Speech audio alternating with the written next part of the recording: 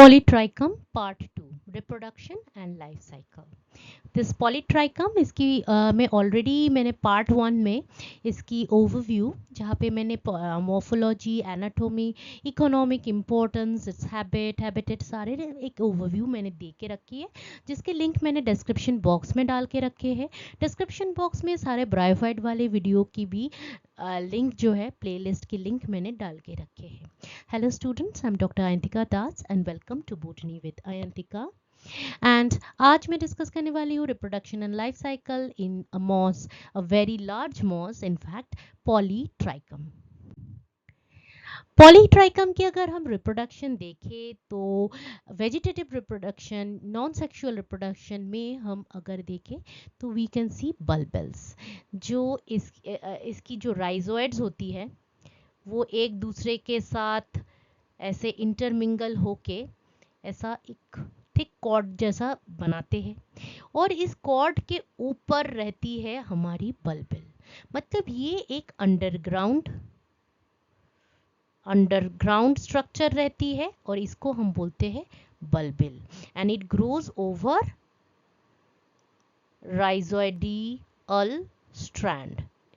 और ये राइजोइडियल स्ट्रैंड कैसे बनते हैं? एक राइजोइड, दूसरे राइजोइड, तीसरे राइड सब मिलके ऐसे कॉर्ड जैसा स्ट्रक्चर करते हैं। उसके अलावा भी अगर वेजिटेटिव रिप्रोडक्शन देखें तो ये फ्रेगमेंटेशन से भी ये जो राइजोम है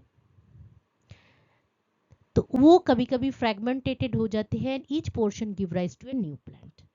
और ये जो हम वेजिटेटिव बल्बिल की बात कर रहे हैं वो ये राइजोम जो है, राइजोम से जो राइजोइड्स निकलते हैं ये जनरली एक टफ्ट में बहुत सारा राइजोइड्स एक साथ निकलता है। तो ये क्या होता है, 1 2 3 4 सभी मिलके एक ऐसा राइजोइडियल स्ट्रैंड बना लेता है, और इस राइजोइडियल स्ट्रैंड के ऊपर ही हमको ऐसे बल्बिल दिखते हैं। और अगर सेकेंडरी प्रोटोनेमा से भी हमारा रिप्रोडक्शन होता है।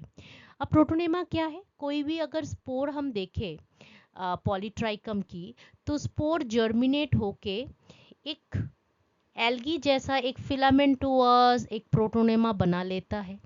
That is called the primary protonema.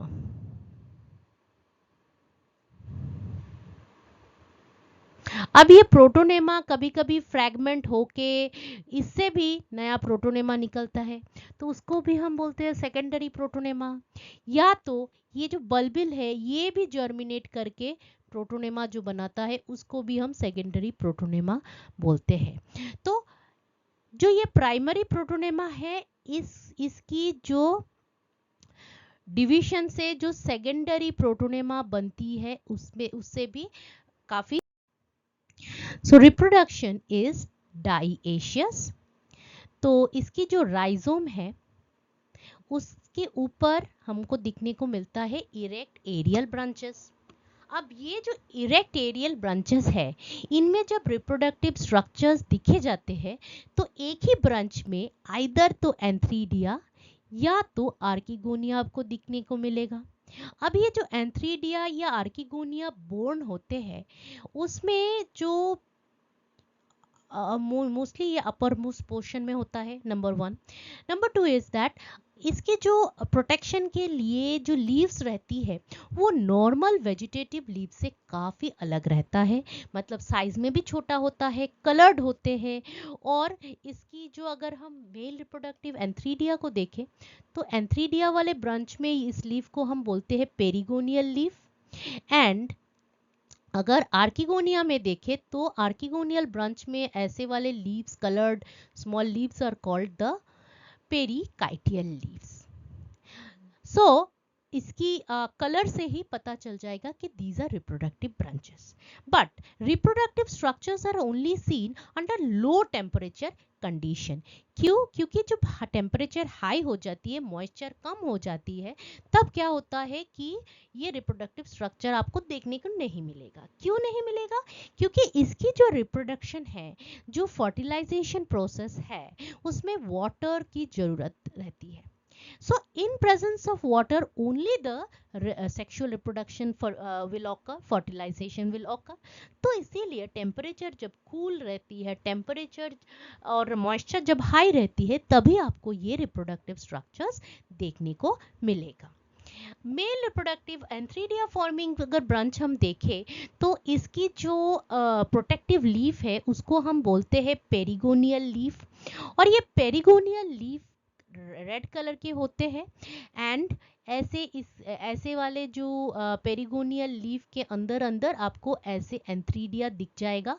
और एंथ्रीडिया को प्रोटेक्ट करने के लिए आइतर हेयर लाइक और ऐसे जो है ये दोनों ही प्रोटेक्शन के लिए रहती है. और इसको बोलते हैं हम पैराफाइसिस. तो ये भी पैराफाइसिस है और ये भी पैराफाइसिस है, पर दोनों दो टाइप के पैराफाइसिस है. This is mainly to protect the antheridia. और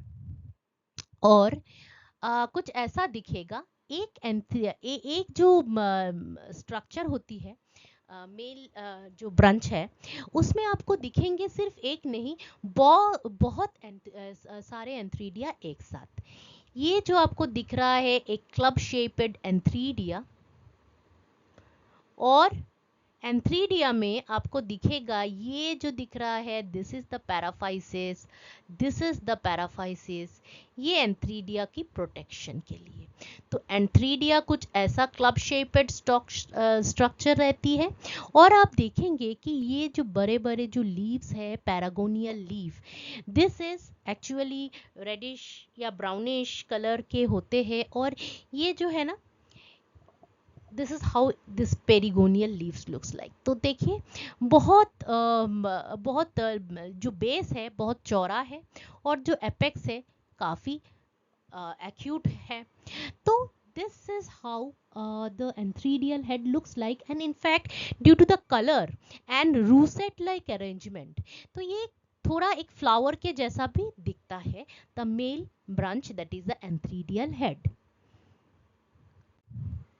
तो एंथ्रीडियल, अगर एंथ्रीडिया हम देखें तो ये थोड़ा स्टॉक शेपेड एंड इसकी स्टॉक रहती है और थोड़ा क्लब शेपेड रहती है. तो स्टॉक की जो एंथ्रीडिया की जो ये तो स्टॉक है, लेकिन ऊपर वाला पोर्शन में अगर देखें तो सबसे ऊपर वाला पोर्शन अगर है तो इसमें स्पर्म मास है. नीचे वाला पोर्शन जो है इसमें फ्लूइड बन जाती है व्हेन इट रीचेस मैच्योरिटी. सो ये जब मैच्योर हो जाते हैं तो ये फ्लूइड ही इसको पुश करता है. एंड ये जो ऊपर वाला टिप है ये इजीली डेहिस होके पूरा जो है the mass of sperm, it is carried away to the nearby female head. और इस सब के लिए वाटर की जरूरत बहुत है. अगर फीमेल हेड देखें तो फीमेल हेड भी वैसा ही बहुत सारे प्रोटेक्टिव लीफ रहती है जिसको हम पेरिकाइटियल लीव्स बोलते हैं. अब पेरिकाइटियल लीव्स जो है प्रोटेक्ट करता है द आर्किगोनियल हेड. और आर्किगोनियल हेड में आप देखो बहुत सारा आर्किगोनियम है. और आर्किगोनियम के साथ साथ आपको बहुत सारा ऐसे हेयर लाइक आपको क्या मिल जाएंगे, पैराफाइसिस मिल जाएंगे. These are also protective in function. तो एंथ्रीडियल हेड हो कि आर्किगोनियल हेड हो, बहुत सारा एंथ्रीडिया एंड बहुत सारा आर्किगोनिया आपको एक साथ दिखने को मिल जाएगा. और इन इंटरमिंगल्ड विथ मेनी पैराफाइसिस. तो तीन चीज आपको दिखने को मिलेगा. एक तो पेरिकाइटियल लीव्स, दूसरा है पैराफाइसिस, और बहुत सारा आपको आर्किगोनिया. ये तीन डिस्टिंक्ट चीजें आपको मिल जाएंगे आर्किगोनियल हेड में. तो this is how the the male that is the antheridia will develop. तो एक जो एंथ्रीडियल इनिशियल है ये डिवाइड कर जाता है stalk cell and apical cell में. अब ये जो एपिकल सेल है ये फर्दर डिवाइड करते करते ऐसा डिवाइड करता रहता है. तो अगर ऊपर से देखें तो पर division a large cell is produced और एक स्मॉल सेल प्रोड्यूस्ड. अब जो स्मॉल सेल है ये जैकेट इनिशियल बनाता है, लार्ज सेल क्या बनाता है, एंड्रोगोनियल इनिशियल बनाता है. और एंड्रोगोनियल इनिशियल बार बार डिवाइड होने के बाद एंड्रोसाइट तैयार करता है. और ये एंड्रोसाइट क्या करता है, मेटामॉर्फोज हो जाता है इनटू द स्पर्म. स्पर्म जो है इसकी 2 फ्लैजेला रहती है. इसकी भी मैं नेक्स्ट स्लाइड में बताऊंगी आपको. So this is how the sperm looks like. तो पहले तो ये गोल गोल एंड्रोसाइट रहती है, लेकिन धीरे धीरे मेटामॉर्फोज करने के बाद आपको अल्टीमेटली ऐसा मिलेगा. So these are the 2 flagella, ये वाली जो है. और फ्लैजेला आप नोटिस कीजिए, एक फ्लैजेला बड़ा है दूसरा छोटा है. सो स्पाइरली कॉइल्ड और 2 फ्लैजेला रहती है इसकी स्पर्म में, पॉलीट्राइकम की. Polytrichum not only just polytrichum, pogonatum की भी ऐसी ही रहती है. पोगोनेटम की जो मॉर्फोलॉजी है, एनाटोमी है, रिप्रोडक्शन, वो सारे पॉलीट्राइकम जैसा ही होता है. और इनफैक्ट कुछ कुछ पॉलीट्राइकम की स्पीशीज को लेके ही पोगोनेटम की जो है ना बनी है. तो पहले ये पॉलीट्राइकम ही थे, तो फिर कुछ को सेपरेट करके पोगोनेटम बनाया गया. Okay, this is how the female reproductive जो है ना, ये आर्किगोनियल इनिशियल है, वो डिवाइड हो जाता है. जो नीचे का स्टॉक सेल ये फर्दर जो है ये स्टॉक ही प्रोड्यूस करता है. ऊपर का सेल आर्किगोनियल मदर सेल ये डिवाइड करके ये जो है बाहर का ये वाला पोर्शन बनाता है. एंड अंदर का जो मेन जो आर्किगोनिया है ये भी बनाता है. आर्किगोनिया में क्या क्या रहती है, 4 से 6 नेक सेल्स रहती है, एक वेंटर सेल रहती है और एक एग सेल रहती है. जब ये मैच्योर हो जाता है तो एंटायर नेक से लेके वेंटर तक सारे सेल डीजेनरेट हो जाएंगे और एक म्यूसिलेज फॉर्म करेगा, जो कि वाटर एब्जॉर्ब करके ये वाला जो अपर वाला पोर्शन है ये सेल इसको हटा देगा. And it will come out and it will attract the sperm. Dehiscence of antheridium. हमने जब एंथ्रीडियम को देखा तो it's like this. Upper sporogenous mass रहती है, नीचे में फ्लूइड रहता है जो कि ऊपर इसको धकेलता रहता है. अब दो एंथ्रीडियम है उसकी एक जैकेट सेल भी है. तो ये जैकेट लेयर जो है वाटर एब्जॉर्ब करके बहुत ही फूल जाता है, स्वेलिंग हो जाती है और नीचे से ये जो लिक्विड है वो भी स्पर्म मास को धकेल रहा है. तो इसमें वो जो है आफ्टर एब्जॉर्बिंग वाटर ये डेहिस कर जाता है और वो जो एंटायर जो स्पर्म मास है वो बाहर आ जाता है. अब अगर हम फीमेल स्ट्रक्चर को देखें तो हमको क्या दिखता है कि जो एक सेल को छोड़ के बाकी जितने भी इधर सेल्स थे वो म्यूसिलेज बना लेता है. अपर जो कैप सेल था उसको भी ये हटा देता है एंड खुद ये म्यूसिलेज बाहर आ जाता है. And this mucilage attracts the sperm mass. तो sperm swims towards the mucilage और it reaches and fertilises the egg. तो एग फर्टिलाइज हो गया तो इसके ऊपर एक लेयर हो गई, एक मेम्ब्रेन हो गई. तो fertilised egg becomes oospore. Then तो फर्टिलाइजेशन जब हो जाती है तब जो फर्टिलाइज्ड एग वो मेम्ब्रेन बना लेता है इसके ऊपर. Then it is converted into oospore और ये बार बार डिवाइड करके क्वाड्रेंट ऑक्टेंट बना लेता है. अपर वाला से कैप्सूल बनता है, नीचे वाले से आपकी सेटा और फूड बनती है.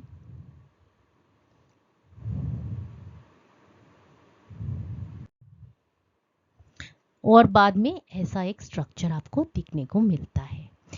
जो फूट है वो ऐसे डैगर शेपेड रहती है फूट, और हमको पता है फूट का फंक्शन क्या रहता है, गैमेटोफाइट में ये अच्छे से पकड़ बनाए स्पोरोफाइट, ये एक फंक्शन रहता है अटैचमेंट एंड फूड ट्रांसफर। और फूड ट्रांसफर के लिए ये जो पेरिफेरल पोर्शन है ना, इसमें रहती है ट्रांसफर सेल, ट्रांसफर सेल।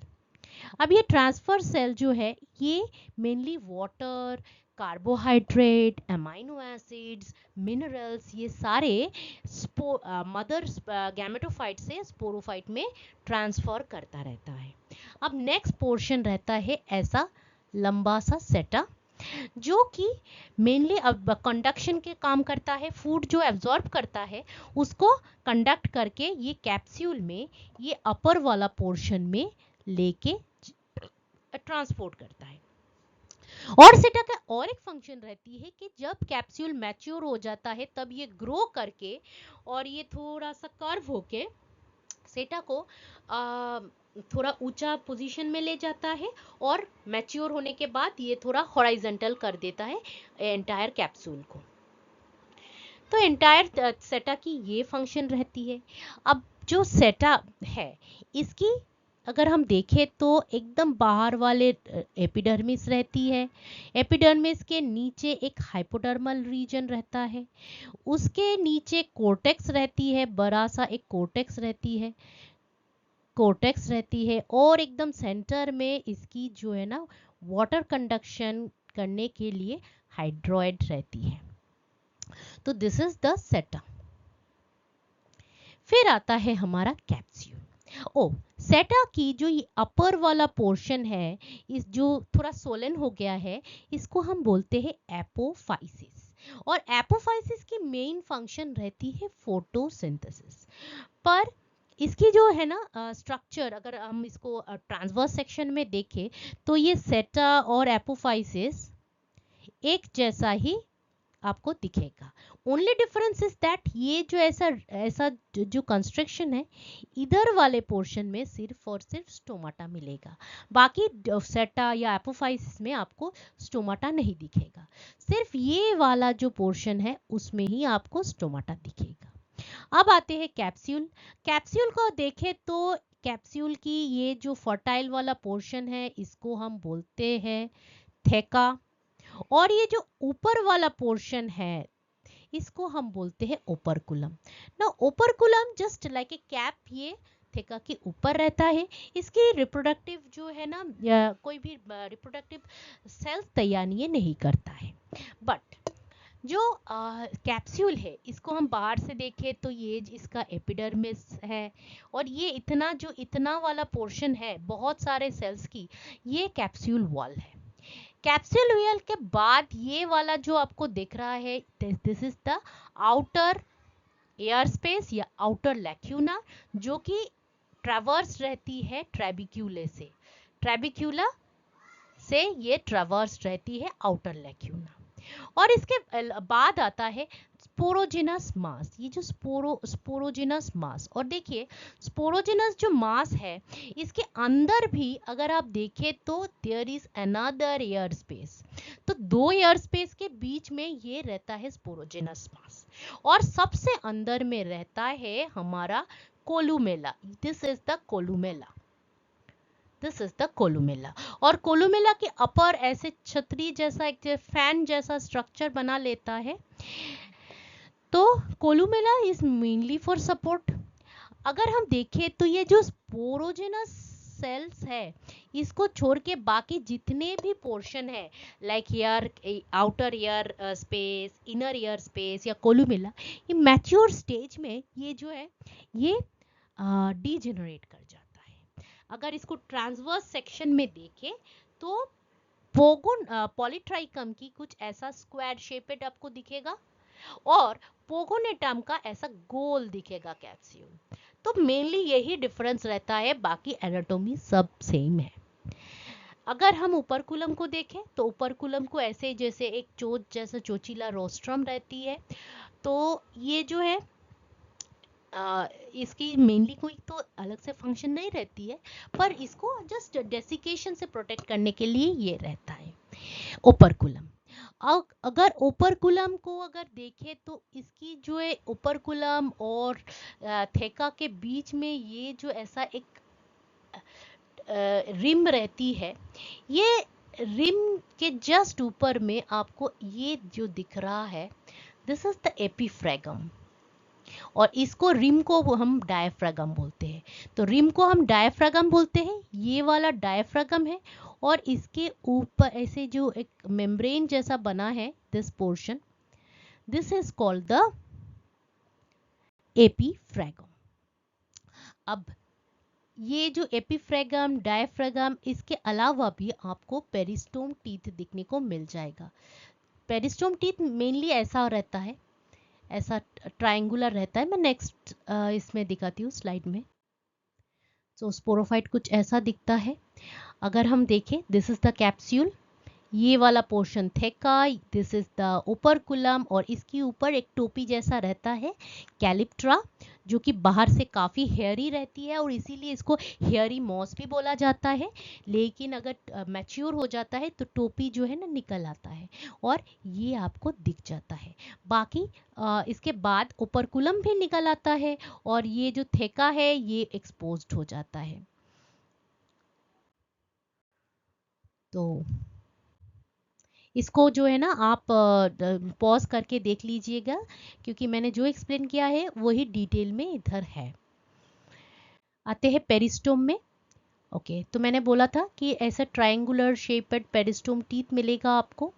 ये अगर एपीफ्रेगम है, मतलब एक मेम्ब्रेन जैसा, तो मेम्ब्रेन के चारों ओर ऐसा जो है आपको दिख जाएगा पेरिस्टोम।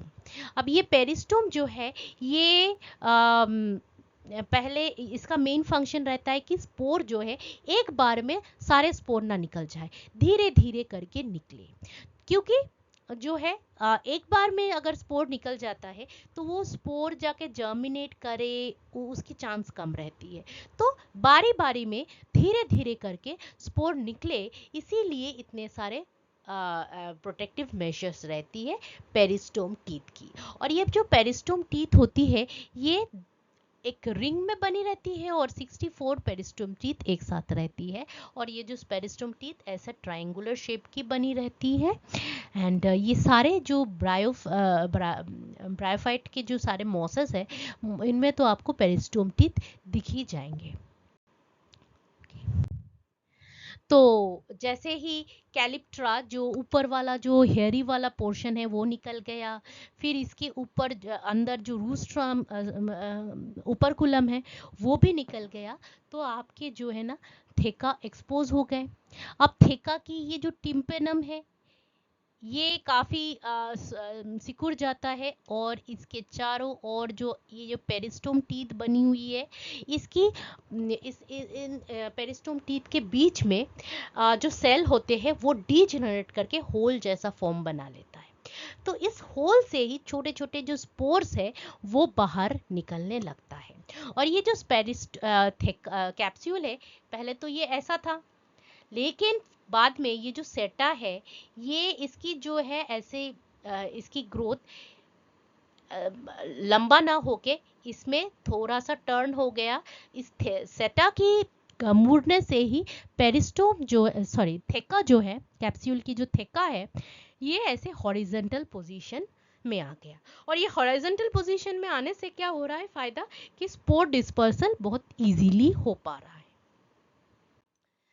अब जो स्पोर है उसकी अगर हम डिटेल में स्ट्रक्चर देखें, तो इसकी जो है सबसे इनर वाला लेयर इज द इंटाइन। अब देखिएगा, इंटाइन में प्लाज्मा मेम्ब्रेन और इंटाइन के बीच में आपको दिखेगा ऐसा एक स्ट्रक्चर।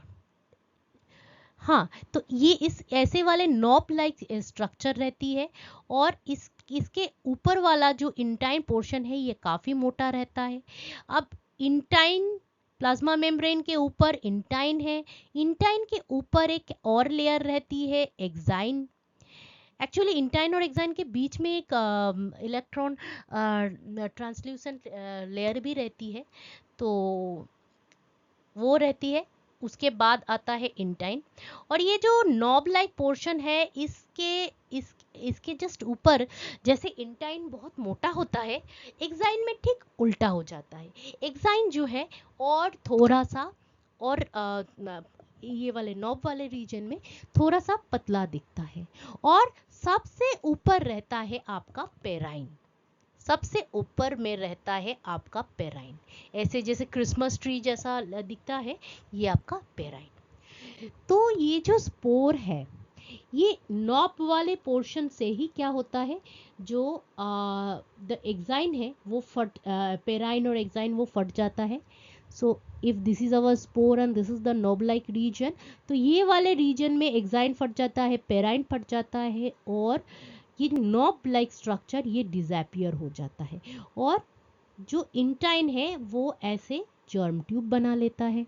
और ये जर्म ट्यूब जो है बहुत इसको क्या बोलते हैं, इसको जर्म ट्यूब जो है बार बार ब्रांच करके एक प्रोटोनेमा बना लेता है। प्रोटोनेमा बना लेता है। तो अगर देखें हम कि एक फर्टिलाइज जो एग है वो 2n था, वो जब एक कैप्सूल बनाए हैं, तो ये कैप्सूल में जो स्पोर्स बने वो हैप्लॉइड हो गए बाय मियोसिस। अब ये जो हैप्लॉइड एक एक स्पोर है, ये जर्मिनेट करके एक प्रोटोनेमा बनाता है। This is also haploid. And ये जो प्रोटोनेमा है, इससे दो टाइप के, अगर ये प्रोटोनेमा है तो ये दो टाइप के इसमें आउटग्रोथ बनती है। एक तो ग्रीन कलर्ड, जिसको हम बोलते हैं क्लोरोनेमा, ये ऊपर, और नीचे के पोर्शन में और एक आउटग्रोथ मिलती है जिसको हम बोलते हैं काउलोनेमा। ये काउलोनेमा क्या करता है, ये राइजोइड फॉर्म करता है, और क्लोरोनेमा करता है ये एरियल स्टेम। बाद में ये राइजोइड से भी, राइजोम से भी ये एरियल स्टेम बनता है। तो क्लोरोनेमा एंड काउलोनेमा, ये दोनों चीज प्राइमरी प्रोटोनेमा से बनती है। लाइफ साइकिल अगर देखें, कोई भी मैच्योर प्लांट को हम देखें तो उसमें आइदर तो मेल या फीमेल जो है रिप्रोडक्टिव जो स्ट्रक्चर मिल ही जाएंगे, male and female reproductive structure. तो ये स्ट्रक्चर जब मैच्योर हो जाते हैं तो कुछ ऐसे रिप्रोडक्टिव स्ट्रक्चर बनाते हैं, this one is the male, this one is the female. So ultimately after the fertilisation, मतलब स्पर्म जो है ये ट्रांसफ़र होके फीमेल रिप्रोडक्टिव ऑर्गन में जाके जो एग को फर्टिलाइज करते हैं लाइक दिस। तो इसके बाद कुछ ऐसा स्ट्रक्चर हमको दिखने को मिलेगा। This is the foot, this is the seta, and this is the capsule portion. और ये एंटायर ढका रहता है पहले तो कैलिप्ट्रा से। ये कैलिप्ट्रा बाद में हट जाता है जब ये कंप्लीट मैच्योर हो जाता है, और ये कैप्सूल दिखने लगता है। बाद में कैप्सूल की ओपर्कुलम भी हट जाती है और स्पोर्स बाहर निकलने लगते हैं, जो कि जर्मिनेट करके ऐसे प्लांट बना लेता है। तो दिस स्पोर्स आर हैप्लॉइड। तो ये जो प्लांट बॉडी बनी वो भी हैप्लॉइड है, ये जो प्लांट है ये भी हैप्लॉइड है।